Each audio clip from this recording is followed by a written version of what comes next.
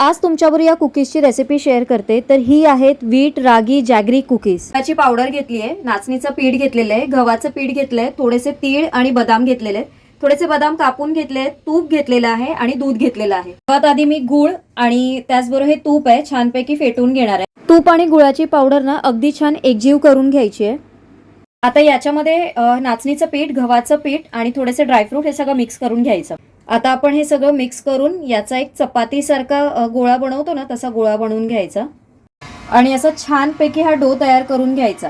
तयार झालेला गोळा आपण क्लीन रॅपमध्ये रॅप करून फ्रीजमध्ये सेट व्हायला ठेवायचा, कमीत कमी अर्धा तास आणि जास्तीत जास्त 2 तास। बेकिंग ट्रेला मी बेकिंग पेपर लावून घेतलाय आणि याचे समान आकाराचे आपण गोळे करून घेणार आहोत। मी ईच 20 ग्रॅमचा गोळा घेतलेला आहे आणि त्याने आपली ही कुकीज इक्वल साईजमध्ये व्हायला मदत होते। तर आता सगळ्या कुकीज मी लावून घेतलेल्या आहेत आणि याच्यामध्ये आपण बेकिंग पावडर किंवा बेकिंग सोडा कुठेही वापरलेला नाहीये। तुम्हाला पाहिजे असेल तशा प्रकारे डेकोरेशन करा। 180 डिग्रीवर एक 10 ते 12 मिनिटांसाठी हे बेक करून घ्यायचे आणि अगदी छान खुसखुशीत असे आपले हे कुकीज किंवा बिस्किट किंवा नानकटाई पण तुम्ही याला बोलू शकता। हेल्दी अशी ही रेसिपी आहे आणि याच्याच बरोबर ना मी आपल्या चॅनलवर एक सिरीज चालू केली आहे, त्याच्यामध्ये तुम्हाला अशा छान छान कुकीजच्या रेसिपीज बघायला मिळणार आहे। तर अजून चॅनलला सबस्क्राईब केलं नसेल तर सबस्क्राईब करा।